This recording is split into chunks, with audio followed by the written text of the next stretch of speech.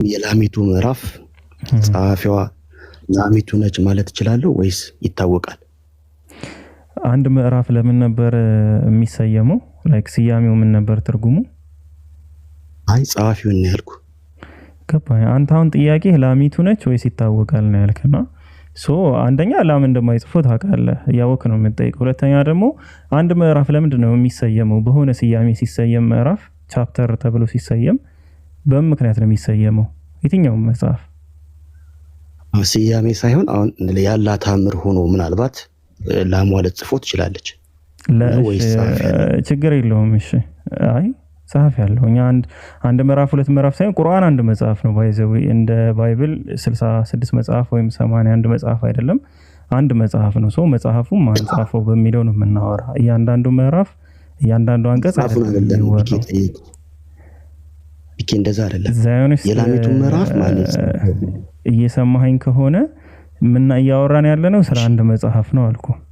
አንድ መጽሐፍ ላይ አንደኛው ምዕራፍ ማን የጻፈው ሁለተኛው ምዕራፍ ማን የጻፈው ተብሎ አይጠየቅም። ከመጀመሪያው ራሱ መጽሐፉን ስንት ሰው ጽፎታል ማን የጻፉት ብለህ ልጠይቅ ትችላለህ እንጂ ይሄ ምዕራፍ ማን ጻፈው ያ ምዕራፍ ማን ጻፈው ስለ አንድ መጽሐፍ ነው። አሁን እኔ ዮሐንስ ወንጌልን ማን ጻፈው ነው የምልህ እንጂ ዮሐንስ ወንጌል ምዕራፍ 1ን ማን ጻፈው ምዕራፍ 2ን ማን ጻፈው አይደለም። አንድ መጽሐፍ ላይ እንዴት ነው እንደዛ ተብሎ የሚጠየቀው ሲጀመር? እሺ ጥያቄ ላስተካክልልህ። አሁን ቁርአን ሙሉ በአንድ ሰው ተጽፎ ቢሆን ምንለው በአንድ ሰው ተጽፎ አላልኩ ዛዮኒስት አይደለም። ቆይ ልንገርህ፣ ፒኬ ከሆነ ፒኬ ተብሎ ይመለስልኛል 4 ነጥብ። አሁን ግን ብዙ ናቸው ስለሚባል ከዛ ውስጥ አንደኛ ከቁርአን ማስረጃ የለም። የት እንደምታመጣልኝ አላውቅም። ከቁርአን ለምንድን ነው ማስረጃ የምንጠብቀው? ምክንያቱም መጽሐፍ ውስጥ ጸሐፊዎቹ ከሌሉ ሌሎቹ የት አግኝተው ቁርአንን እነዚህ ሰዎች ጻፉት ብለው የጻፉትን ሰዎች ልቀበላቸው አልችልም። ስለ ቁርአን ግን እኔ እንጃ ብዙ ነገር የተረዳህ አይመስለኝም። አሁን ለምሳሌ የሆነ መጽሐፍ አንስቼ ብጠይቅህ ከዛ መጽሐፍ ውስጥ ገሌ ጻፈው የሚል ጽሁፍ ልታሳየኝ ነው? ዮሐንስ ወንጌልን እስኪ ዮሐንስን የጻፈው የሚል ነገር ታሳየኛለህ ነው? ምንድነው? እንዴት ነው እዛ አንደበቅና የምትጠይቀው ጥያቄ ይኸውልህ፣ አንድ ነገር ልንገር ዛዮኒስት፣ የምትጠይቀው ጥያቄ ማለት ነው በቃ የሆነ አግሬሲቭ ሆኖ የመጣ ሰው ስለሆነ ነገር መጨቃጨቅ የሚፈልግ ሰው አይነት ጥያቄ ነው እንጂ ያነሳ ያለው የምር ለማወቅ የሚፈልግ ሰው ላሚቱን የጻፈችው ማን እንደዚህ አይልም ከመሰረቱ ማለት ነው። የላም አንድ ምዕራፍ የሚሰየምበት በውስጡ ስለዛ ነገር ስለሚያወራ ነው። ይሄን አንተም ታውቃለህ። ማንም ሰው የሚጠፋው ነገር አይደለም። ስለ ላም ነው የሚያወራው ምዕራፍ። አዎ የላም ታሪክ ስላለው ውስጡ ላይ ስፔሻል የሆነ የላም ታሪክ ከሙሳ ጋር የሚገናኝ ታሪክ ስላለው በዛ ምክንያት የላሚቱ ምዕራፍ ተብሎ ተሰይሟል። ምዕራፍ ሲሰየም በውስጡ ስለሚያወራው ታሪክ ነው የሚሰየመው። ሰው ስለሆንኩኝ የላሟ ምዕራፍ አይመለከተኝም ማለት ነው።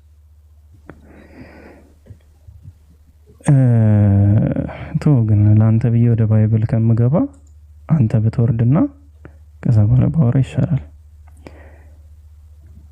አንዳንድ ነገሮችን ላሳያችሁና ባይዘው እሱ ባለበት ማውራት እችል ነበር፣ ግን እኔ እንደዛ አይነት ካራክተር የለኝም። አልወድም እንደዚህ ባህሪ ያለው ሰው ማለት ነው። ደስ አይለኝም።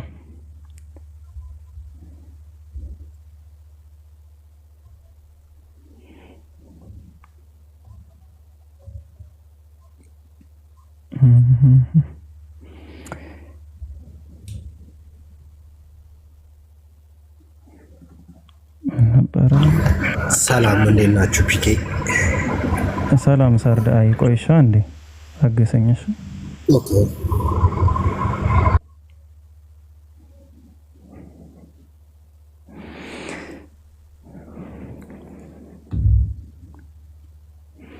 መጽሐፍ ቅዱስ ላይ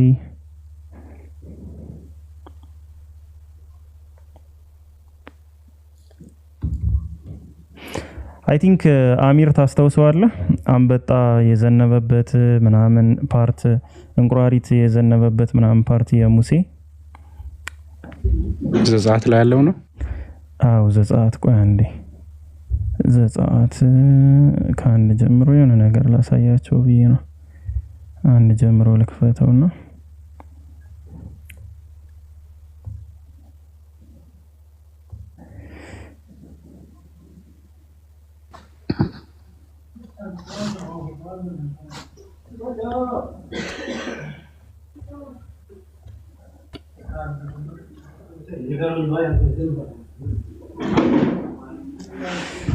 እሺ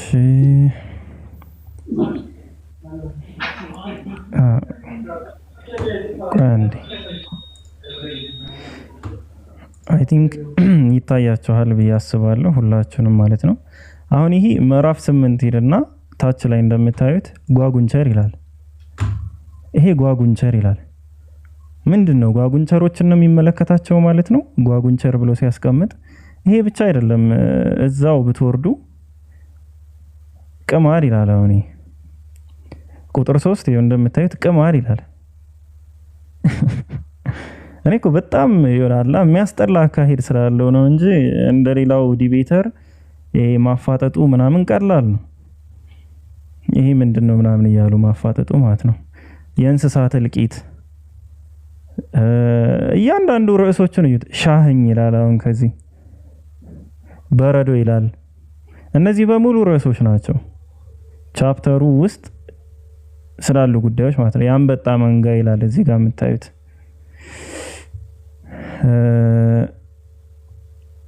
በቃ አሁን እንግዲህ ይሄ ሁሉ አንተ ጓጉንቸር ነህ፣ አንተ እንደዚህ ነህ፣ ቅማል ስለሆንክ አይመለከትህም ምናምን። ይሄ በጣም እንጃ።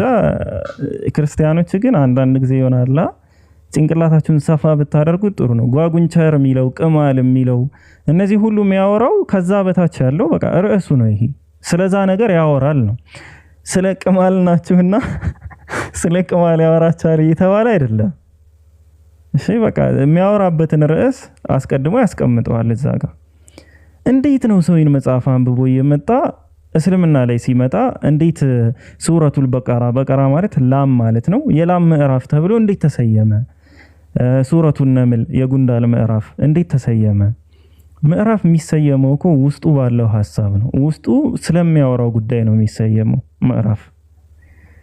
እና እኔ ልጁ የሆነ ያላ አግሬሲቭ መሆኑን ባይሰማኝ ኑሮ ረጋ ብሎ ቢሆን ያወራኝ እንደዚህ ከፍቼ ምናምን ቀለል ባለ መንገድ እናስረዳው ነበር። ሌላው ቁርአን ላይክ ማንጻፈው አይነት ነገር ነው ያነሳው። ምዕራፍ በምዕራፍ አንድ መጽሐፍ እነማን ናቸው የዚህ መጽሐፍ ጸሐፊዎች እነማን ናቸው ተብሎ ነው እንጂ የሚጠየቀው። አንዱን መጽሐፍ አንስቶ የሆነ ሰው ምዕራፍ አንድም አንጻፈው ምዕራፍ 2 ነው እንዴ? የዮሐንስ ወንጌል ጸሐፊ ማን ነው ሲባል እኮ ዮሐንስ ወንጌል አንድ መጽሐፍ ስለሆነ ነው እንደዛ ተብሎ የሚጠራው። ዮሐንስ ወንጌል አንድ መጽሐፍ ስለሆነ ነው። ስለ ሙሉ መጽሐፉ እንጂ በጠቅላላው መዝሙረ ዳዊት ላይ ያለ 151 ምዕራፎችን አንደኛው ምዕራፍ ማንጻፈው፣ ሁለተኛው ምዕራፍ ማንጻፈው፣ ሶስተኛው ምዕራፍ ማንጻፈው እንዴ ምን ማለት ነው የራሱ? እና ለማንኛውም ቁርአን ጋር በተገናኘ ኦኬ ምንድነው እዚህ ደግሞ የነካሁት አንዳንድ ነገሮችን ላሳያችሁና የቁርአን ጸሐፊዎች ጋር በተገናኘ ነው። ኢዛዱል ሚዓድ ነው። አቡበክር ወዑመር ወዑስማን ወዓሊ ወዙበይር ወዓማር ኢብኑ ፋሂራ ምናምን ይሄ ሁሉ አሁን ጸሐፊዎች ናቸው፣ የቁርአን ጸሐፊዎች ናቸው፣ ሂስቶሪካሊ የተቀመጡ ማለት ነው። ባጭሩ ስለ ሁሉም ማውራት ይቻላል።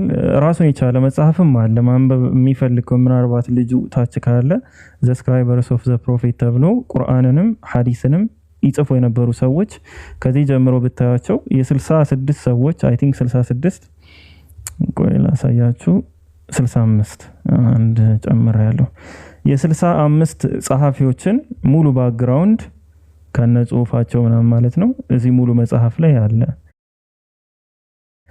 እና ይሄ የነቢያችን ሰለላሁ ዐለይሂ ወሰለም ጸሐፊዎች የነበሩ ቁርአንንም ሐዲስንም የጻፉ ናቸው። አጠቃላይ ደብዳቤ ወደ ሌላ የሚላኩ ደብዳቤዎችንም ጭምር ይጽፉ የነበሩ ማለት ነው።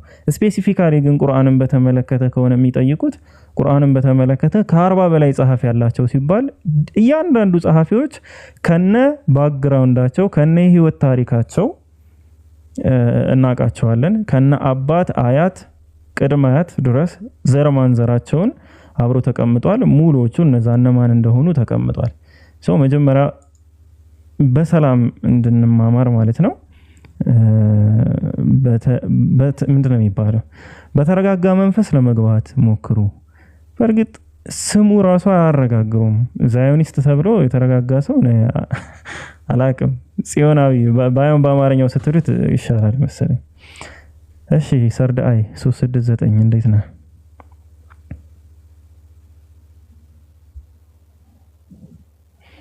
ሰርዳይ አለ አለው። ጨረስክ? አዎ ጨርሻለሁ። አይ ቅድም አውቃለሁ ስትለኝ እኮ ግራ ገብቶኝ እኔ ቫይብ የሚባል ልጅ አለ ቫይብ 369 እና ያው ቅድም ሜቢ ሳውራ ሰምተኸኝ አይሆን አላውቅም። አግኖስቲክ ስለነበርኩ ከ3 ምናምን ዓመት በኋላ በፊት ብዙ ጓደኞች ነበሩኝና ከዛ ውስጥ አንድ ቫይብ አለ ላይክ ፕሮፋይላችሁ ሳይሆን አጻጻፋችሁ ኢንፋይናይት ምልክቱን ጨምሮ ትመሳሰላላችሁና 369 ቫይብ 369 የሚባል ልጅ ነበረ። እሱን መስለኸኝ ነው። ማውራት ትችላለህ። ሶሪ። እሺ ምን ነበር ሐሳቡ? ቅድም የሆነች ዲስከስ እያደረጋችሁ ሰማውና ለምሳሌ በእኔ እምነት ዙሪያ ፍጡር እስካለ ድረስ ፈጣሪ አለ ብዬ አምናለሁ። ኦር ነበረ ልል እችላለሁ። ላይክ ነገሮችን ሊሚት ይዘህ ወደ ታች ስታወራ ትግባባለህ። ፈጣሪ የለም ካልክ ግን ፈጣሪ ማን ፈጠረው? ፈጣሪ እያልን ኢንድለስ ወሬ ነው የሚሆነው። ግን ፖይንቴ ምንድነው? ፍጥራኖችን አይተህ ፈጣሪ አለ ወይም ነበረ ብለን ለመናገር እንደምንችለው እኔ አብዛኛውን ጊዜ ጥያቄዎቼ አፍተር ዴይዝ ላለው ህይወት ነው።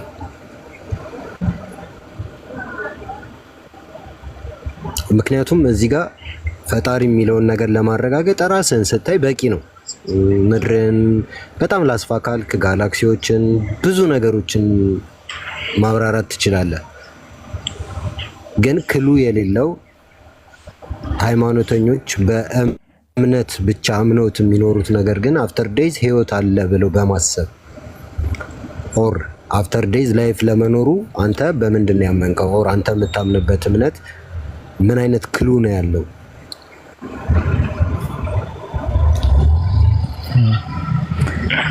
ከሞት በኋላ ያለው ነገር በኢስላም ገይብ ተብሎ ነው የሚጠራ። ገይብ ማለት የሩቅ ነገር ሚስጥር ማለት ነው። ላይክ እዛ ጋር በተገናኘ ምልክቶች ናቸው ኖርማሊ ልናያቸው የምንችላቸው ምልክቶች አሉ እንጂ ከዛ የተለየ ነገር ግን አሁን ተጨባጭ ነገር ለማየት እንደኔ ፐርሰናሊ ነው የምልህ። አንደኛ የወደፊቱን የነገረን አምላክ ከሞት በኋላ ስላለው ነገር ቢነግረን ተአማኒ ነው ብዬ አምናለሁ። የወደፊቱን ስልህ ላይክ ፕሮፌሲ ማለት ነው። ፕሮፌሲ ወይም ደግሞ ትንቢቶች አንድ አይነት። ሁለተኛ ግን እንደዚሁ ፐርሰናሊ የምታየው ነገር አለ። ለምሳሌ የህልም ህይወት የምትለው ተኝተህ የምታየው ህልም አለ። ያ ህልም ራሱ ከሞት በኋላ ያለውን ነገር እንድታውቅ እንደ ምልክት ይረዳል ብዬ አስባለሁ። እኔ እንደዛ ስለረዳኝ ማለት ነው። አንድ እንደዛ ነው፣ እንደዛ ይረዳል፣ እንደ ምልክት ይረዳሃል የሚል እምነት አለኝ። ሁለተኛ ላይፍህን ታየዋለህ። ላይክ ሞት ያንተ ፈቃድ ውጤት አይደለም፣ ህይወትም ደግሞ የፈቃድህ ውጤት አይደለም። በነዛ መካከል ግን ሁሌም ትመርጣለህ። ለምንድን ነው የምትመርጠው ነው? ለምንድን ነው ሁሌ ምርጫ ያለ? ሁሌ ለምንድን ነው የሆነ ሰው ሁሌ የሚመርጠው? ለምንድን ነው ሁሌ መልካም መሆን መቻል ያለበት? ሰው አምላክ ስንል አሁን አንተ ስለ አምላክ ካራክተር ዲቴይል ሳትገባና ሳታይ ነው ወደ ገይብ ወይም ደግሞ ከሞት በኋላ ወዳሉት ነገሮች። ግን አምላክ ለምሳሌ አምላክ ምሉእ ነው ካልን በሁሉም ነገራቶች ላይ ፍትሃዊ ነው ማለታችን ግድ ነው። በፍትህ ላይ ምሉእ ይሆናል። እዚህ ፍትህ የተዛባበት ዓለም ላይ እንዴት ነው የምትኖረው አንተ? ማለት ከሞት በኋላ ህይወት ከሌለ፣ ከሞት በኋላ ፍርድ ከሌለ አምላክን ራሱ ፍትሃዊ ነው እንድትል የሚያደርግህ ነገር ምንድነው? ኦሬዲ አንተ እንዳልከው ፈጥሮ ትቶናል ከሆነ አንተ ያልክ አይመስለኝም። ኮሜንት ላይ ቅድም አንተ ሌላ ሰው ብቻ ሲል ሰምቻለሁ አይቻለሁና እንደዛ ከሆነ ያ ራሱን የቻለ ቶፒክ ነው። ግን አምላክ ላይክ የኛ አእምሮ በዚህ ደረጃ የሚያስብ ከሆነ አምላክን ደግሞ ስንረዳ አምላክ በጣም ረቂቅና ምጡቅ የሆነ አምላክ ነው።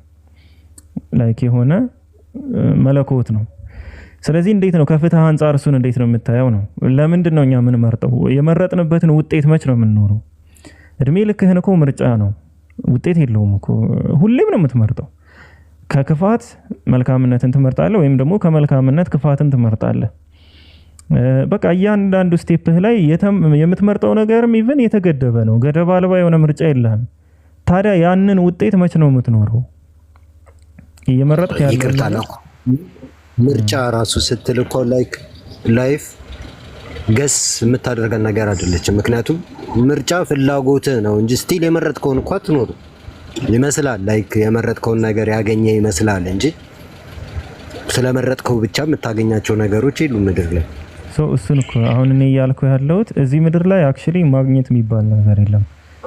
ማግኘት የሚባል ነገር የለም ስለምን ማለት ነው? የልብህን ወይም ያሰብከውን ወይም የፈለግከውን የኢንቴንሽንህን የምታገኝበት ምድር አይደለም።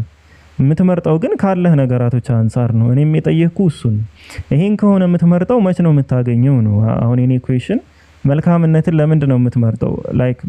አሁን ሰላም ይሰጠኛል ምናምን ልትል ትችላለህ። እንደዛ አይነት ነገሮች ፍትሃዊ ያልሆኑ እነዛ በዳይ የሆኑ አካላቶችስ እንዲሁ ነው ወይ የሚተውት? አሁን አንተ ኦልሬዲ በፈጣሪ መኖር ስለምታምን ነው ይህን ነገር ማነሳለህ። እንደዛ ባታምን ኑሮ እንደዚህ ሁሉ ነገራቶች ውስጥ አንደርስም ነበር። አላህ Subhanahu Wa Ta'ala ግን ምሳሌ ሲሰጠን ቁርአን ላይ አከበርከው ፒኬ።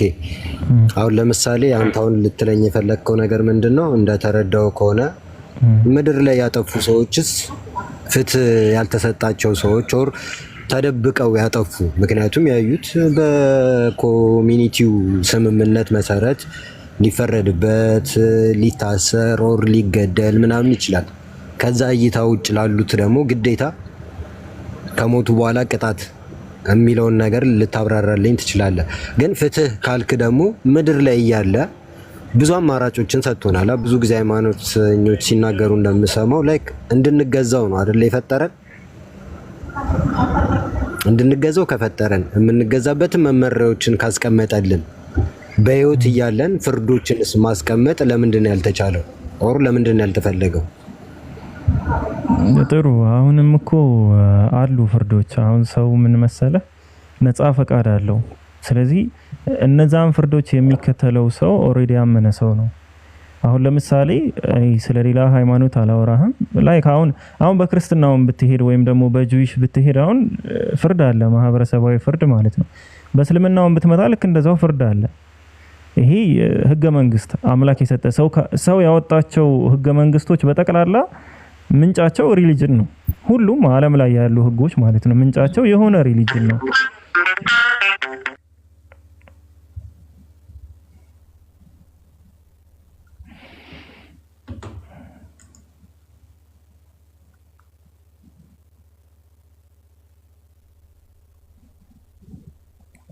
እየሰማሁ ነው። ቀጥል። ኦኬ ስልክ ላይ መስለኝ ነው ምንድን ነው መሰል እንደዛ መስለኝ ነው። ፍርድ አለ፣ እነዛ ፍርድ አለ። ግን ሁሉም ሰው በዛ እምነት ስር ውስጥ ሲጀመርኩ ሁሉም ሰው አማኝ ቢሆን ማለት ነው። ሁሉም ሰው አማኝ ነው ማለት ለምንድን ነው ኃጢአት የሚሰራው? ከመጀመሪያው ነፃ ፈቃድ ስላለህ ግን ሁሉም ሰው አማኝ ነው አይባልም። ገባ? ሁሉም ሰው አማኝ ነው ሳይሆን የሚባል በቃ የሚክድ አለ። ነፃ ፈቃዱን ተጠቅሞ የሚክድ አለ። ያ የሚክደው አካልን ደግሞ ህጉ ላይ አቅፎ ይችላል። ምድር ላይ ያለው ህግ ካልሆነማ ኦልሬዲ መልአክ መሆኑ ማለት እኮ ነው። ፍርድም እኮ አያስፈልግም። ነፃ ፈቃድ ባይኖር እኮ ፍርድ አያስፈልግም። እንደ መልአክ ትታዘዛለህ፣ የምትታዘዘውን ትሰራለህ። እዚህ ላይ ግን አሁን ነፃ ፈቃድ ካልከኝ ነፃ ፈቃድ ማለት ሁሉም ነገር ባንተ ፍላጎት ባንተ ምርጫ ኦር አንተ በተረዳህበት አንተ አንደርስታንድ ባደረግከው ልክ ነው ልትወስን የምትችለው። እንደዛ እንዳታደርግ ደግሞ ሁለት ነገሮችን ልንገርህ። እነሱ ውጭ አሁን እስልምና ላይ ስትሄድ አንዴ ሰርዳይ እንደ ኢስላም ብዙ ሰው ነፃ ፈቃድ ሲባል መብት አድርጎ ይወስደዋል። ነፃ ፈቃድ እኛ ብለን ስናወራ እንድትረዳው ማለት ነው መብት አይደለም። እሺ መብት ሳይሆን የመምረጥ ነፃነት። አንተ አንዴ ሰርዳይ አሁን እኔ ማውራው ማለት ሰርዳይ እንድትረዳኝ ለአንተ ብቻ ሳይሆን እዚህ ጋር ያለ 336 ሰው አለ። ገባ? ከዛ ጋር በተገናኘ ነው ብዙ ነገሮች የምናወራው እዚህ ሜቢ ንጽጽር ቤት ገብተህ ከሆነና ነፃ ፈቃድ ሲባል መብት የመምረጥ መብት አለው። መብት ማለት የማያስጠይቅ ነገር ማለት ነው። ፈቃድ ማለት ደግሞ ካፓሲቲው ማለት ነው። ችሎታው አለህ ነው። ባጭሩ ችሎታ ብለን እናወራው። ለአሁኑ ችሎታው አለህ ማለት ነው እንጂ መብት አለህ ማለት አይደለም። ሰው ያስጠይቅሃል። ስለዚህ አሁን ወደ ቀጣይ ሐሳብ ማለት ልታወራ ወደ ፈለከው መግባት ትችላለህ። ወአለይኩም ሰላም ወራህመቱላህ። ኦኬ ያው እኔ መብትም አላልኩም። እሱን ቃላቶች እያስተካከልን እንሂድ ካልን ብዙ ሌላ ርዕሶች ውስጥ እንገባለን። አሁን ነፃ ፍቃድ ሲባል ኦኬ ላሳጥረውና እሱ በሰጠህ ነፃ ፍቃድ ለምሳሌ መረመርክ እስልምና ልክ አይደለም ብለህ በትክክለኛው መንገድ ሌላ መንገዶችን ብትከተል እስቲል ያስጠይቃል። ነው አይደለም? ኢስላም ጋር በተገናኘ ትንሽ ነገራቶቹ ለየት ይላሉ ስለ አላህ Subhanahu Wa Ta'ala ፍርድ የሚሰጥባቸው መንገዶች ላይክ እኔ ዩኒክ ነገርም ስለሆነ ኢስላም ላይ ብቻ ያለ ነገር ስለሆነ ከፈለክና ጊዜ ካለ ሰፋ አድርጌ ላወራህ እችላለሁ በዚህ ዙሪያ። ለምሳሌ ልንገርህ፣ ያንተ ኤክስፒሪየንስ ይወስነዋል አንተ ላይ ፍርድ ለመስጠት። ኤክስፒሪየንስ ማለት ምን ማለት ነው? የተወለድክ አሁን ለምሳሌ በእስልምና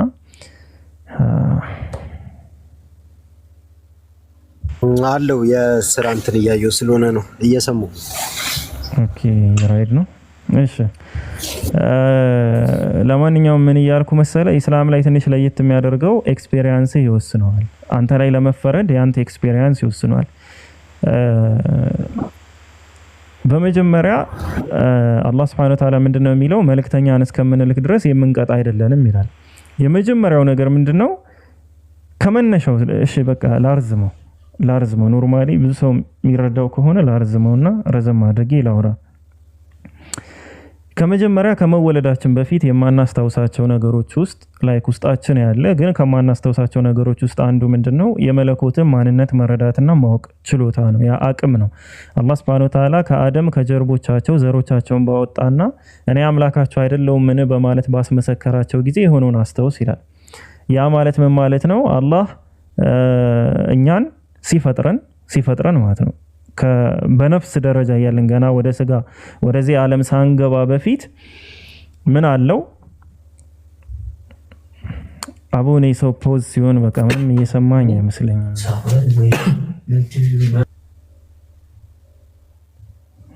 ሰላም አለይኩም አቡኪ።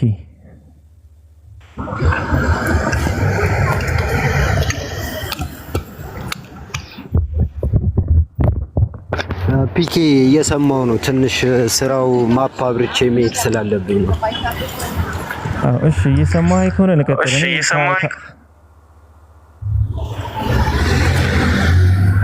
በቃ እየሰማኸኝ እንደሆነ አሲዩም ላድርግና እኔ እቀጥላለሁ። ሚዩት ፖዝ ኮንኩ አለው ድምጽ ይሰማል። እሺ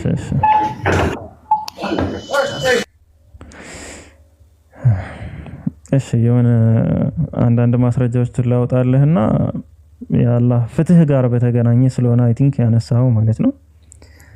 ከሱ ጋር በተገናኘም ከመጀመሪያው ጀምሮ ኢስላማዊ አስተምሮ ምን አለው የሚለውን ነገር አወራለሁ።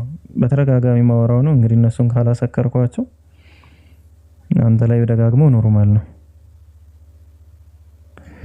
እሺ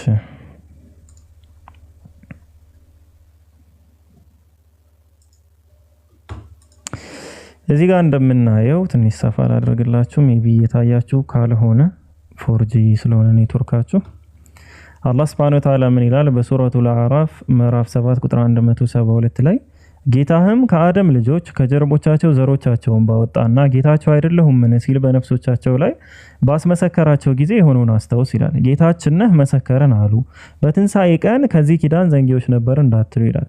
እኛ በነፍስ ደረጃ ገና ከመወለዳችን በስጋ ከመምጣታችን በፊት የአምላክን የአላህን Subhanahu Wa Ta'ala አምላክነት መስከረናል ነው። ያ ፊጥራ ስለሆነ በተፈጥሯችን የፈጣሪ መኖር እንረዳለን እናውቃለን። እንደገና ስንወለድም ደግሞ አላህ Subhanahu Wa Ta'ala በሱረቱል በቀራ ምዕራፍ 2 ቁጥር 138 ላይ እንዳስቀመጠው የአላህን የተፈጥሮ መንክር ወይም እምነት ያዙ፣ በመንክርም ከአላህ ይበልጥ ያማረ ማንም የለም፣ እኛም ለእርሱ ብቻ ተገዢዎች ነበር ይላል።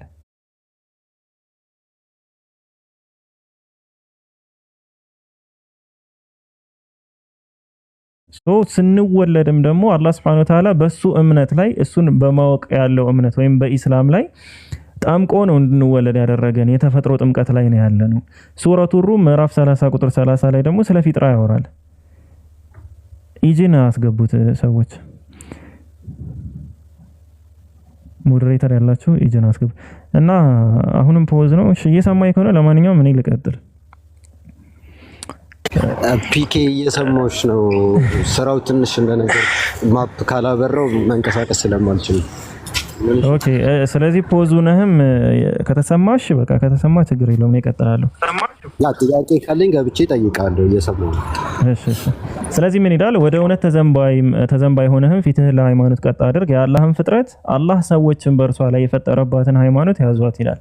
ስለዚህ እኛ በኢስላም ላይ ተፈጥረናል ነው። ይሄ አልፊጥራ የሚባለው ነው። ነቢያችንም ሰለላሁ ዐለይሂ ወሰለም ሐዲስ ላይ ተናግረዋል። ማንም ተወላጅ የሚወለደው በአልፊጥራ ላይ ነው ብለው ተናግረዋል። ስለዚህ ግን በዚህ አላቆመም ነው። አሁን አንተ ወደ አነሳኸው ሐሳብ ስንመለስ ማለት ነው። ወአለይኩም ሰላም ወራህመቱላሂ ወበረካቱ። አንተ ወደ አነሳኸው ሐሳብ ስንመለስ እኛ በዚህ ጋር ሳይሆን የምንቆመው አላህ ኤቪደንስ ሰጥቶናል ወይ ማስረጃዎችን ሰጥቶናል ወይ ምን እንድንሆን ላይክ በኋላ ላይ ተጠያቂ እንድንሆን ምህረትም እንዲደረግልን ማለት ነው። እነዚህ ጋር በተገናኘ ማስረጃዎች አሉት ሰጥቶናል ወይ ከሆነ አዎ ሱረቱል ፉሲለት ምዕራፍ 41 ቁጥር 53 ላይ እርሱም ቁርአን እውነት መሆኑ ለእነርሱ ምን እስኪድላቸው ነው የሚለው ሰርድአይ እስከሚገለጽላቸው ድረስ ይላል። ይሄ ማለት ማንኛውም ሰው እውነት መሆኑ ይገለጽለታል፣ ያውቀዋል፣ ይረዳዋል ማለት ነው። ስለ ቁርአን የሚያጠና ሰው በአጽናፎች ውስጥና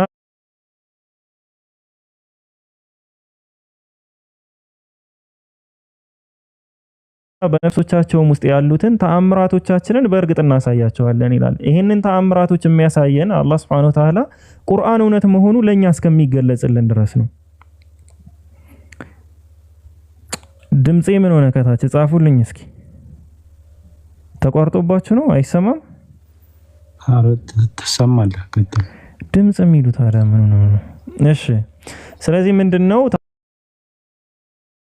እነርሱ በነገሩ ሁሉ እውቀቱ ከባቢ ነው ይላል።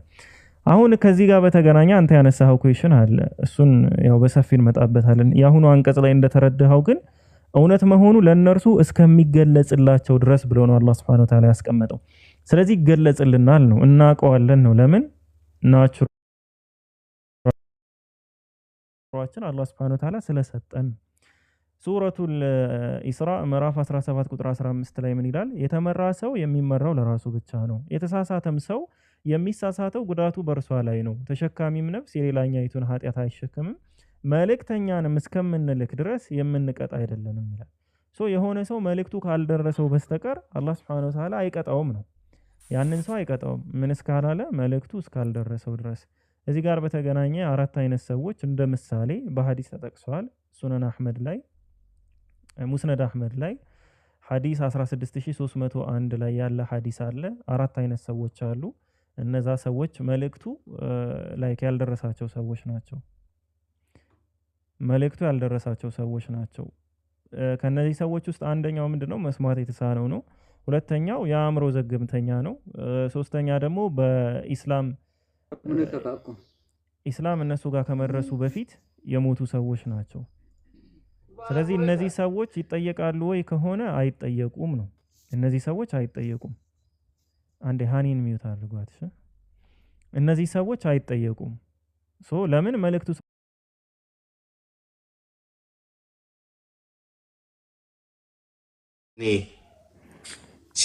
ስንት ከፍተህ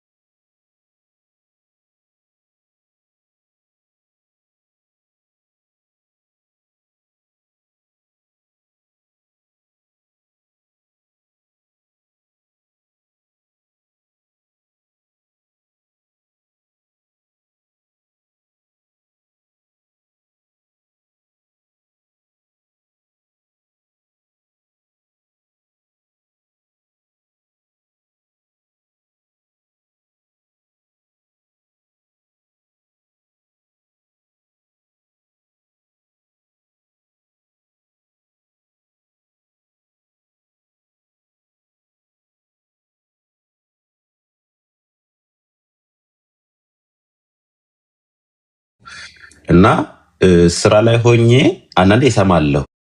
ዛሬ ትንሽ ቀኑ እንትን አለልኝና ቅድም እንደውም የሆነ ቤት ኡስታዝን አግኝቼው ትንሽ አወራውና ከዛ ስወጣ ደግሞ ልክ ስወጣ አንተን ደግሞ አገኘው እና እስቲ ትንሽ ደግሞ ሰላም ልበለው። ከባድ ሁሌ ከፍታለሁ። ድምጽህ ለካ ግሬሱ የጨመረው ከሀገር ወጣህ ነው። ጨመረ እንዴ? ከነበረው በላይ አሁን በጣም ግሬስ አለው እና ክብረት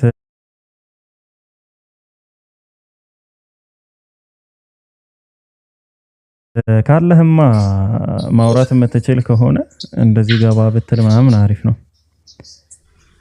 እሺ አዎ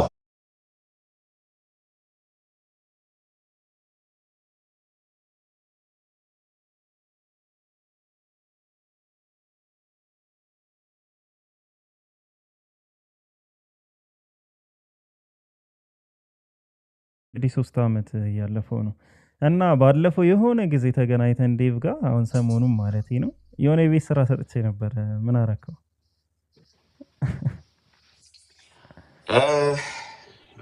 አልዋሽም፣ በደንብ አልረሳሁትም፣ ግን በደንብ አላየሁትም። የሆነ ሪሶርሶችን ሰጥተኸኝ ጽፌያቸዋለሁ፣ ኖቴም አለ፣ ግን እውነቱን ለመናገር አላየሁትም። እስቲ እንግዲህ አየዋለሁኝ። በአንተ በኩል ያሉትን ቼክ ለማድረግ ሞከርክ? በእኔ በኩል አዎ፣ በተመሳሳይ ቪውን ላይክ በክርስትና ማለት ነው። በአንተ በኩል ስለ ተመሳሳይ ቪው ማለት አሁን ስለ ፕሮፌሲ ባለፈው ያወራ ነው ነገር ነበረ።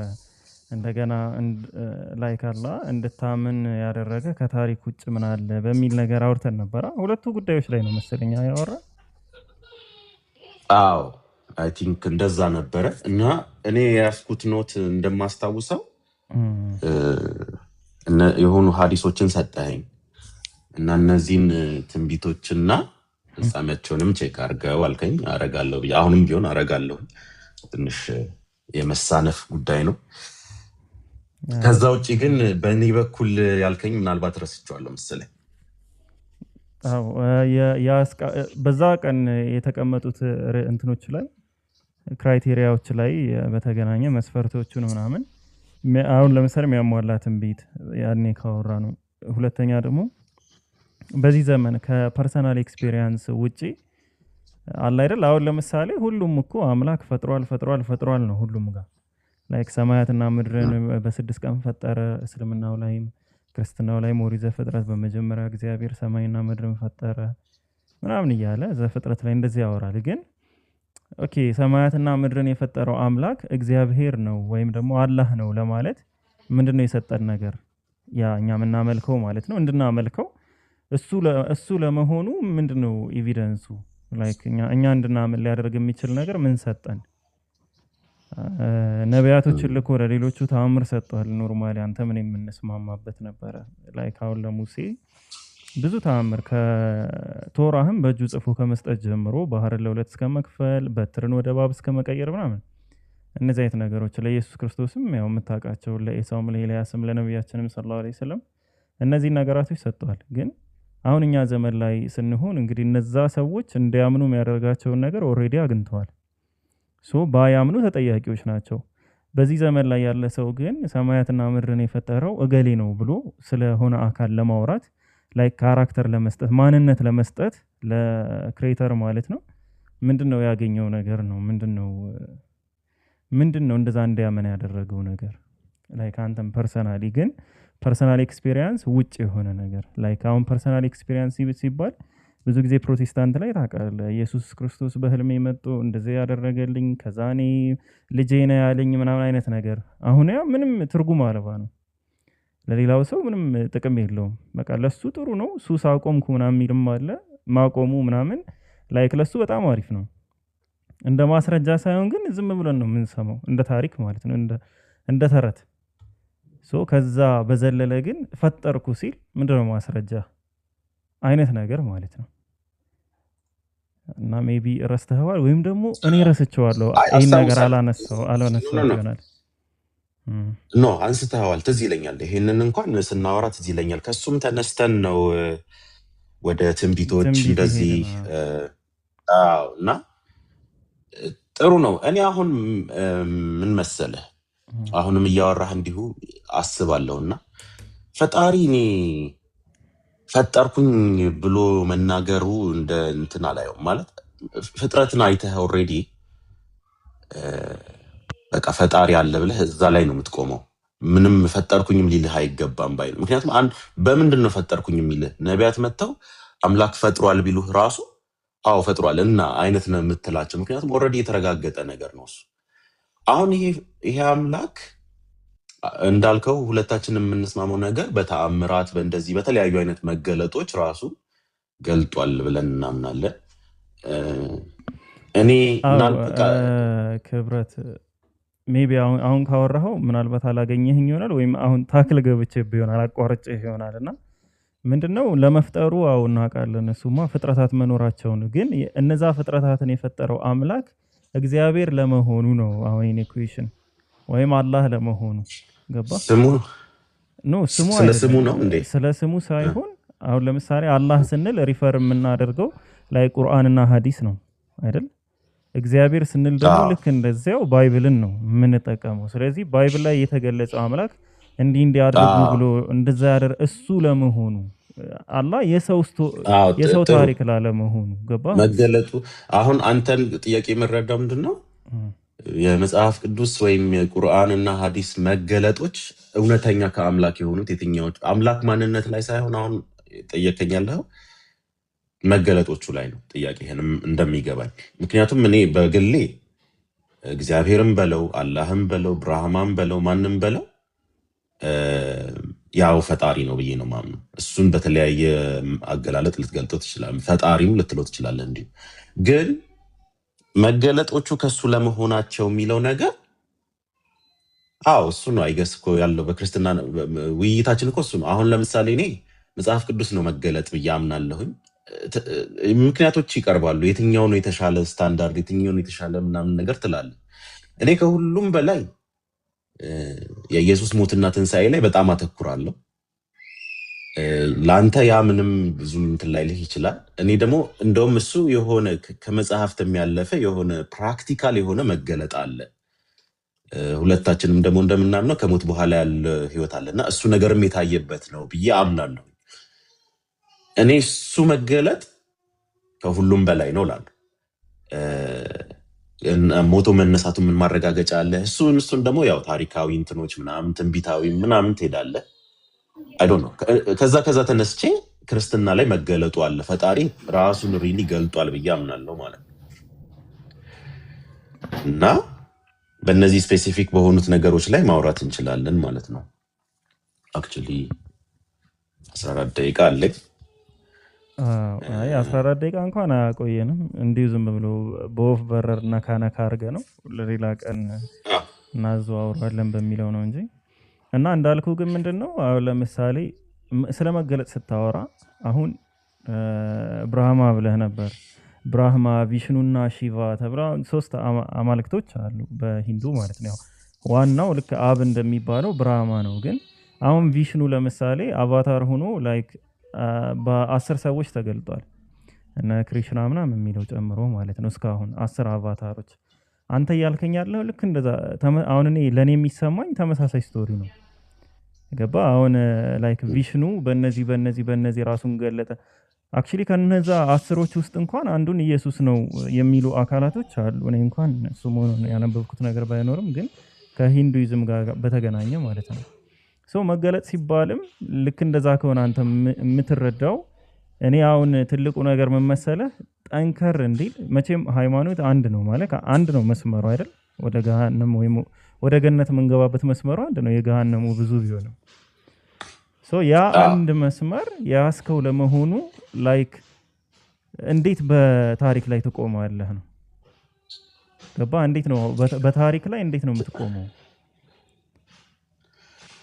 አንተ የነገርከኝ ምን መሰለህ የኢየሱስ ክርስቶስ ከሞት መነሳት ብለኸኛል እና የኢየሱስ ክርስቶስ ከሞት መነሳት ከሆነ አንተ ያነሳኸው ኦልሬዲ እሱ ታሪክ ጋር የተገናኘ ነው። አሁን ብዙ ከዚህ በፊትም እንዳልኩ ብዙ ትንቢቶችን አንተ ይበልጥ እምነት ያለህ ብሉይ ኪዳን ላይ ነው። ስለ ኢየሱስ ትንሣኤ ስታወራ ሪፈር የምታደርገው እንደውም ከአዲስ ኪዳን በላይ ብሉይ ኪዳንን ነው። እኔ ደግሞ ምን መሰለህ አሁን ታሪክ ምናምን ስል ምን መሰለህ የምልህ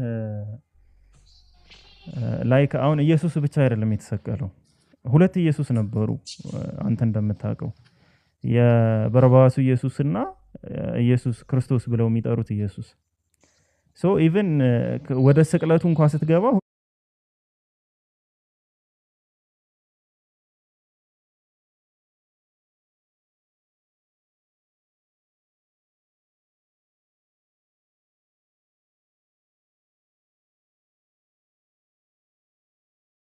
ከሁሉም የአይን ምስክር ሆኖ የዘገበ ዘጋቢ፣ ታሪክ ጸሐፊ፣ የባይብል ደራሲም ብለው የለም ከሁሉም ማለት ነው። ስቅለት ደግሞ አዲስ ነገር በየጊዜው የሚሰቀል ነገር ነው። ሶ የኔ ሐሳብ አሁን በታሪክ ላይ እንዴት መሰለ ማንቆመው ልክ ማቴዎስ እንዲህ የተባለው ይፈጸም ዘንድ እያለ አንደኛ ያልተባለ ነገር እንደሚያነሳው፣ ሁለተኛ ደግሞ ስለሌላ የሚያወራውን ደብል ፕሮፌሲ አድርጎ ወደ ኢየሱስ እንደሚወስደው ሁሉ ከዛ ጋር ለማገናኘት ኢሳይያስ 53 ስለ አይሁድ ሕዝብ የሚያወራውን ሙሉ በሙሉ ስለ ኢየሱስ ወደ ኢየሱስ ክርስቶስ ታሪኩን የመውሰድ የዮሴፍን ታሪክ መሸጡን በተመለከተ ነው። እንደዚሁ ከኢየሱስ ክርስቶስ ጋር የሚያመሳስላቸው ነገሮች አሉ። በዚህ ዙሪያም የጻፉ ጸሐፊዎች አሉና እንዴት ነው ተአማኒ ሊሆን የሚችለው? ኢየሱስ ክርስቶስ መጥቷል አልፏል። ግን ያንን አካል እነሱ በትንቢቱ መሰረት ላለመቅረጻቸው ኢቨን ኤቪደንስ ልናገኝለት አንችልም። በትንቢቱ መሰረትስ ቢሆን ወይም ትንቢት ነው ብለው ያሰቡትን ነገር ለሱ እየሰጡስ ቢሆን ያንን ካራክተር የቀረጹት ባይብል ላይ። ምክንያቱም ከተመረጡ 4 ወንጌሎች ውጭ ያሉት አብዛኞቹም ሕማማቱን አያነሱም። ላይክ ሞተ፣ ተሰቀለ፣ እንደዚህ ሆነ ምናምን የሚሉትን አያነሱም። ፐርሰናል የሆኑ ምስክርነቶች ምናምን በአጠገብህ ባለው ሰው በራስህም በማንም የሚታዩ ነገሮች አሉ። እነሱ ግን እንደ ኮንክሪት የሆነ መቆሚያ አይደሉም ባልከው ተስማምቼ እነሱ እንደውም መመርመርም አለባቸው። በስሜት ነው በምንድን ነው ምናምን የሚባለው ነገር ፕላሲቦ ምናምን ይሉታል። በሳይኮሎጂ ራሱ የሆነ ነገር ሲመስልህ ሪል ይሆናል ሰውነትህ ውስጥ ትድናለህ ምናምን አንዳንድ ይመርመር በትክክል የሚባለውን ማለት ውሸትም ነው እውነትም ነው ሳይሆን ይታይ የሚለውን ነገር ደግፋለሁ ማለት ነው። ታሪክ ግን እየደመቁ የሚሄዱ ታሪኮች አሉ፣ እየከሰሙ የሚሄዱ በአንድ ሳይድ ብቻ የሚዘገቡ አሉ፣ የተረጋገጡ አይነት ነገሮች ደግሞ አሉ። እና እኔ አሁን ፈጣሪ የሚጠብቅብኝ የምለው እውነት ነው ተብሎ የተረጋገጠውን በልቤ ስላልተስማማኝ ብቻ እንዳልክደው። ለምሳሌ ይህንን ነገር ባለፈውም የጠቀስኩልህ ይመስለኛል። አንድ ሰው በልቡ የኢስላምን ታሪክ አጥንቶ በልቡ እውነት መሆኑ አሳምኖት ክርስቲያን መሆን አለበት ብዬ አላምንም። እንደው እንትን ብዬ ማለት አሁን ይህን ስል ያው ብዙ ነገር ነው የሚባለው፣ ግን ምንድነው ከልቡ ጋር ከፈጣሪ ጋር በልቡ መታገል የለበትም። ፈጣሪ የነገረኝ እውነት ይሄ ነው ካለ ለዛ እውነት ታማኝ መሆን አለበት።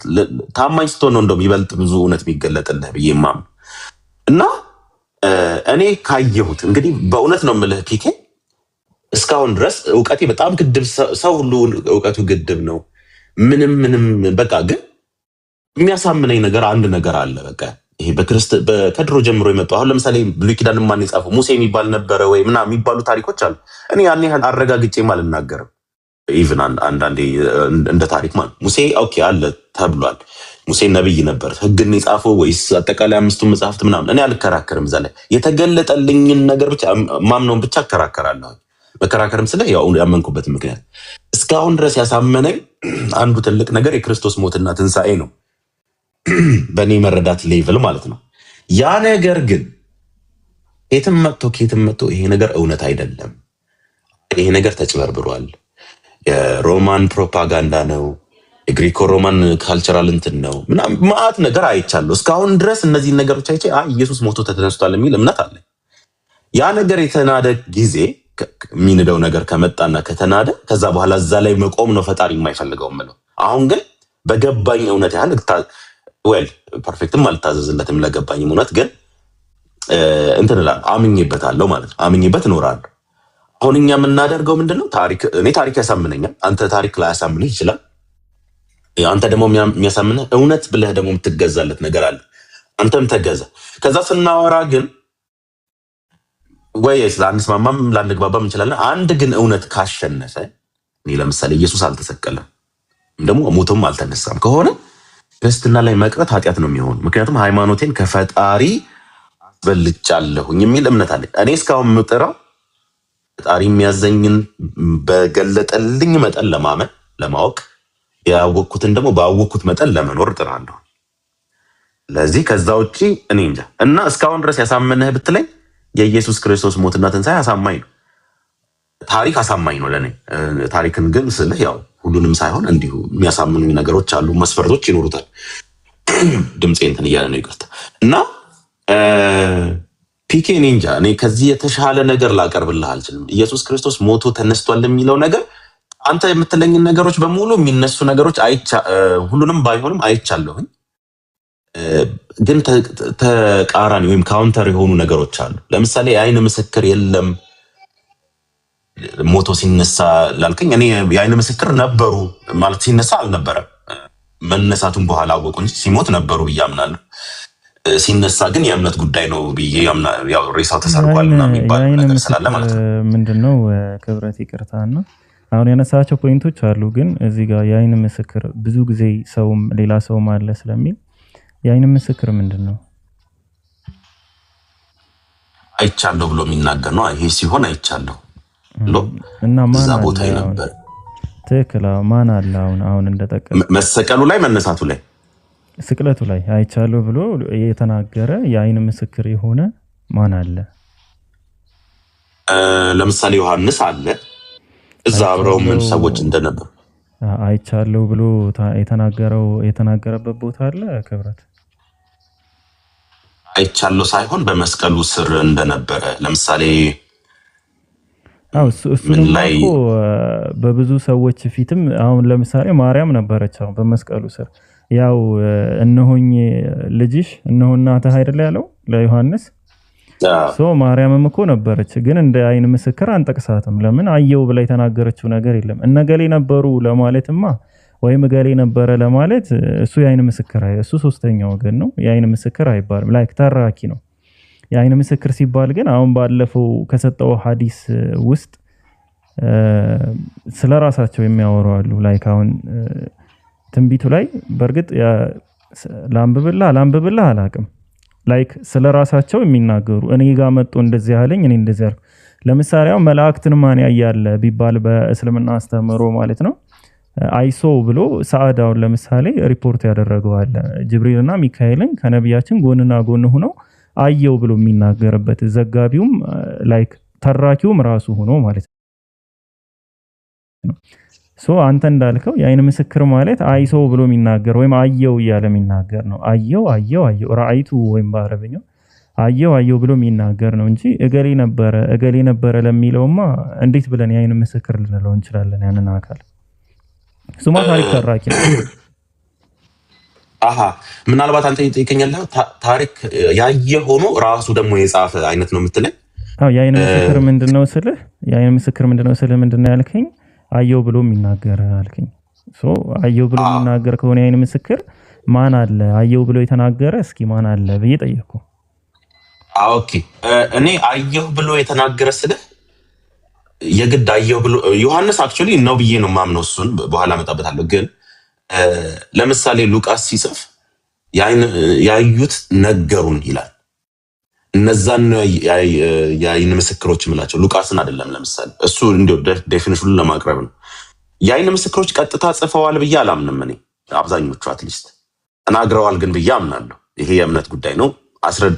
ማስረጃ ብትለኝ ያው የአይን ምስክሮች ነገሩን ያለህን ነው እንጂ እንደ ክሌም ነው እንጂ የሚሆነው እንደ መከራከሪያ አድርጌ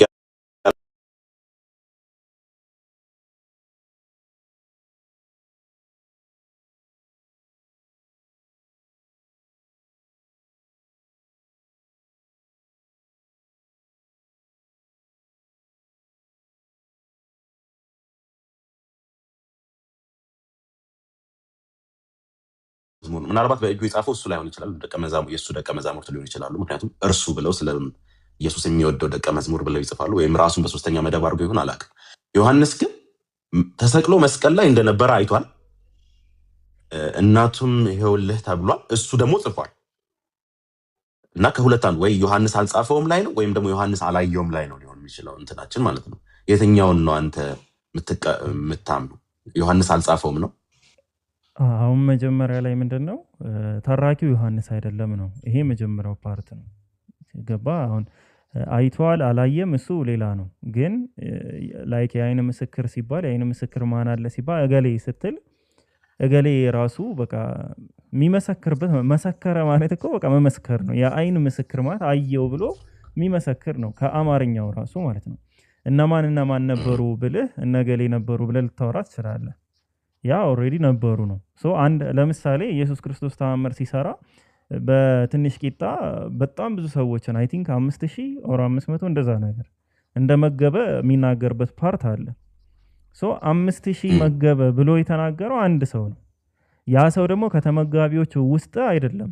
ለምን እኛ ብሎ የሚያወራው ነገር የለም። እኛን መገበን የሚል ነገር የለም። ያ ነገር 5000 ሰው መገበ እንደዚህ አይነት ነው ተራኪ ማለት ነው። ያ ተራኪ በምን ትለየዋለህ? እሱ አልነበረም ኦልሬዲ የሰማውን ነገር ነው እያወራ ያለው። አሁን ተመሳሳዮችን ኮምፔር አድርጌ ብሰጥህ ከሌሎች አይን ምስክሮች ላይም ሊሆን ይችላል ምናምን ወይም ደግሞ ኢስላም ላይ ካለው ጋር አሁን ነቢያችን ሰለላሁ ዐለይሂ ወሰለም ምግብን በረከት አድርገው የመገቡበት ሁኔታ ለተመሳሳይ ነው። እዛ ላይ ግን ስንትን እንደዚህ ነበርን ብሎ ነው የሚናገረው። ኢቭን ያ ምግቡ በረካ የተደረገበት ቤት ምግብ ያቀረበው ሰውዬ ምናምን እሱ ራሱ ነው የሚተርከው። እንደዛ ሲሆን የአይን ምስክር እንጂ 2000 ነበሩ ከተባለ ማን ነገረ ቢባል ያው ነበርን ስላላለ እሱን አያካትትም። ገባ? ነበሩ ብሎ ስለሚያወራ ከሆነ አካል የሰማው ታሪክ ነው ነው። አንድ ያ ነው። ሁለተኛ ዮሐንስ ጋር በተገናኘ በጣም ዊርድ ነው ብዬ የማስበው ሙሉ ታሪኩም ማየት ይቻላል። ግን አንደኛው የወደው የነበረ ብሎ ራሱን መግለጹ ይሄ ዊርድ ነው አይ ቲንክ ለጸሐፊ። መውደድ እንግዲህ ሰው ስሜት ነው እንግዲህ እና የወደው ነበረ የወደው ለነበረ ብሎ ሲናገር ማንን ነው ስትል ስለራሱ ይያወራል። ስለራሱ ምን ብሎ ነው የሚያወራ? የወደው የነበረ ብሎ። በሁለተኛ ደግሞ ሲተርከው ኢቭን ከሄደ በኋላ ያለውን ሂደት ሁኔታ ይተርከዋል። ተራኪው ይዟት ሄደ። ኦልሬዲ ዮሐንስ ይዟት ከሄደ በኋላ የሆነውን ነገር ደግሞ ይናገራል። ልክ ይዟት ሂዷል። ከዛ ደግሞ ይናገራል። ተራኪው አልቆመም። ምን እንደተካሄደ ከዛ በኋላ ምን እንደሆነ ምናምን ይተርክልናል። ዮሐንስ አልጻፈውም ካልክ ኦልሬዲ የአይን ምስክር አይደለም ማለት ነው። ዮሐንስ ወደሚለው ነው የምናጋድለው። ኦኬ ከአንተ ጋር የምስማማው ነገሮች አሉ። እኛ ብለው ብዙ ጊዜ አልጻፉም። እኛ ያሉ መስቀሉ ላይ ማለት ነው። እኛ ያሉበት ሌሎች ነገሮች አሉ። እኛ አብረን ለምሳሌ ጴጥሮስ አይ ቲንክ በተራራው ላይ አይተነው ካየነው ነው። ዮሐንስም ሲጽፍ ያየነውን የሰማነውን ጽፈንላቸዋል እንደዚህ የሚሉት አለ። መስቀሉ ላይ እኛ አይንም፣ ወንጌል ላይ ደግሞ እርሱ ብለው ነው ዮሐንስን የሚጽፉት። አሁን ዮሐንስ ነው ብዙ ጊዜ እንግዲህ አየ መስቀሉ ጋር ነበረ ተብሎ የተጻፈው ዮሐንስ ስለሆነ ምስክርነት ላወጣው እየሞከርኩኝ እንትኑን ቃሉን አይ ቲንክ ወደ 21 አካባቢ እና ይህንን ጽፎ ያለ ይህ ደቀ መዝሙር ኦኬ እሺ ምስክሩም አገኘሁት እዚህ ጋር መጨረሻው ላይ ነው እንደው ምስክሩም እውነት እንደሆነ እናውቃለን ይላሉ። እና ይሄንን የጻፈው ራሱ ዮሐንስ በእጁ ነው ብዬ አላምንም። ዮሐንስ ወንጌል ራሱ የእሱ ደቀ መዛሙርት ነው የሚሆኑት ወይም ከእሱ ጋር የነበሩ አብረው ብዬ አምናለሁ። ስለዚህ ከአንተ ጋር አሁን ልስማማና መስቀሉ ላይ እንዲህ አየነው ብሎ የጻፈ ፊዚካል ሞቶ ተነስቷል ብለው ጽፈዋል። ግን መስቀሉ ጋር ሄጄ እንዲህ አየሁት እንደዚህ የሚል ጥቅስ አላስታውስም የጻፈ የለም። እንደዚህ ከመዘንከው የአይን ምስክር አልጻፈልንም ብለን መናገር የአይን ምስክሮች ሪፖርት ተጽፏል ድረስ ነው ልንሄድ የምንችለው ማለት ነው። እኔ ይሄንን አልቃወምም። ትክክል ይመስለኛል። ሌላም ማስረጃ ከመጣ አጠናለሁኝ። ግን እስካሁን ባለው አንተ እንዳልከው ነው ማምነው። እውነትነቱን ግን አሁን ለምሳሌ እንደው እውነት ለማስመሰል ሁለት ነገር ነው ሊሆን ይችላል። ወይ ዋሽተዋል ወይ ተሳስተዋል ነው። እኔ ትንሽ ድምፅ ምንትን እያለ መጣ ምንድን ነው እና እውነትነቱን ይሄንን እስቲ አስተያየትህን ልስማና እኔ ትንሽ ወይ በኋላ እመጣለሁ። እውነትነቱን ያዳክመዋል ከአይን ምስክር ተሰምቶ መጻፉ ብለህ ታምናለህ? ኦኬ ከአይን ምስክር ተሰምቶ መጻፉን ነው ያልከኝ ክብረት? አዎ ሰምተን ጽፈናል የሚለው አይቻለሁ ከሚለው ያንሳል እውነትነቱ ብለህ ነው የምታምነው? ኖ አይ ማለት ምን አገላለጼ?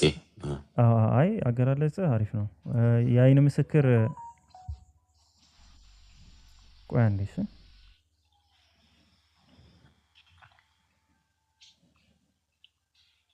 ናቸው እነዛ ገባ ክብረት። አሁን እንደዚህ አይነት ፓርት የምትሄድ ከሆነ ካልታወቁ በትክክል የአይን ምስክር መሆናቸውም ካልተረጋገጠ ያ ነገር ላይክ ደካማ ነው። ግን ያ አሁን ዮሐንስ ብለሃል፣ ዮሐንስ እዛ ላይ ታድሟል ብሏል። ታራኪው እንደዛ ብሎ ጽፎልናል።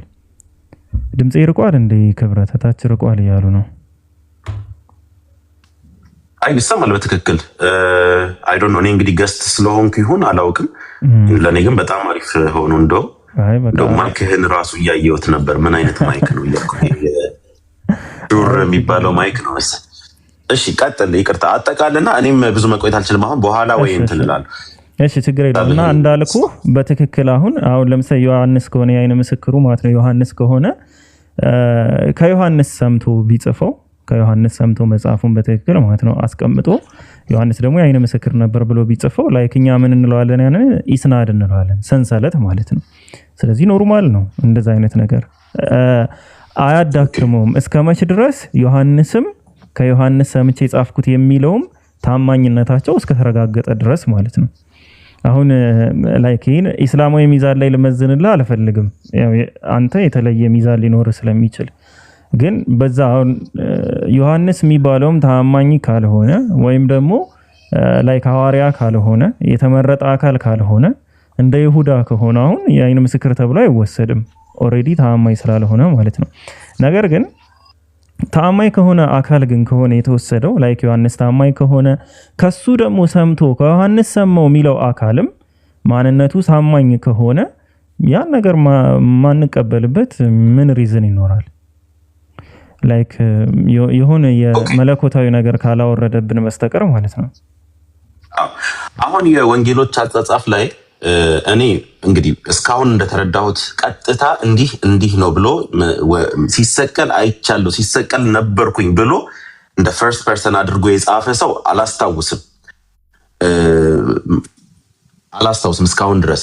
ወንጌላት ላይ የሚያሉት እንዲህ ሆኗል ብለው ኢቭን ዮሐንስ እንደውም ምስክር ነው የምለው እኔ ዮሐንስንም ራሱ ይህም ምስክርነቱ እውነት እንደሆነ እናውቃለን ብለው ዮሐንስ የተለዩ አካላት የዮሐንስ ምስክርነት እንደጻፉት አይነት ነው የቀረበው። ስለዚህ ሶስተኛ ወገን ነው የሚሆነው እሱም ብዬ አምናለሁ። ስለዚህ እዛ ላይ ተስማምተናል። እውነትነቱ ምን ያህል ታማኝ ነው የሚለውም ገስ በክሌሙ ላይ ብቻ ተመስርተን እንትን አንልም። እኔ ሁሌ እንደምልህ ምስክርነቶቹ ምንድናቸው? ይስማማሉ ወይ? ከተለያዩ ወገን አግኝተነዋል ወይ? እና እነዚህ ነገሮች እስቲ እናወራቸዋለን። እና ፒኬ በጣም አመሰግናለሁ። አትጥፋ ክብረት፣ ብቅ በላ አንዴ። ብቅ እያልክ እኮ 4 ወር ነው የምትጠፋ አንተ። ጥሩ አይደለም። አሁን አንተ በየቀኑ እየከፈትክ ነው እንደ ድሮ? አሁን ሁሌም አለው። እኔ በየቀኑ አለው። እንደውም እስከ 9 ሰዓት ምናምን ነው ያለው ሌሊት ማለት ነው። ግን የእናንተ ሰፈር እኮ ትንሽ ሞቅ ያለ ይመስላል አይደል ክብረት? የኛ ሰፈር እኛ ማለት ዴቭ ነው ያው የታወቀ አይደል? ዴቭ ኔትወርክ በጣም ያስቸግረዋል። አሁን ኔትወርክ ሁሉም ሆኗል። በጣም ይዘዋል። አንዳንዴ እሱም ይዘጋበታል ምናምን እሱ ነው እንጂ ትንሽ እኔ ባይዘው ዴቭ ጋር እኮ አሁን ክርስቲያኖችን ነው የምሞግተው። ምክንያቱም አሁን እንደገባኝ እንዳልከው ከ3 ዓመት ከእንደዚህ በኋላ የተማርኩት አንድ ነገር ችግሩ ያለው እኛው ጋር ነው ብዬ ደምድሜ ሙግቴ ከክርስቲያኖች ጋር ሆኗል። እና የዴቭ ቤት እንደዛ ይመቻል። ለውጥ እየፈጠርክ ነው ወይስ ዝም ብሎ ሙግት ብቻ ነው? እኔ እንጃ እኔ አላየሁትም። እንግዲህ ሰው የሆነን በግሉ ራሱን የሆነው እንጂ እኔ ብዙ ለውጥ ፈጥረህብኛል እንዲህ ምናምን ያለኝ ሰው አንዳንዴ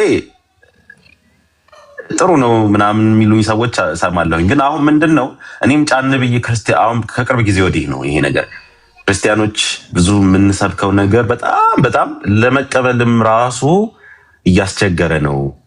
ምንድነው የሆነ ወጥ ነገር ባይቀበለውም ሰው ወጥ ነገር ነግረ ነው አልቀበልም ይበል።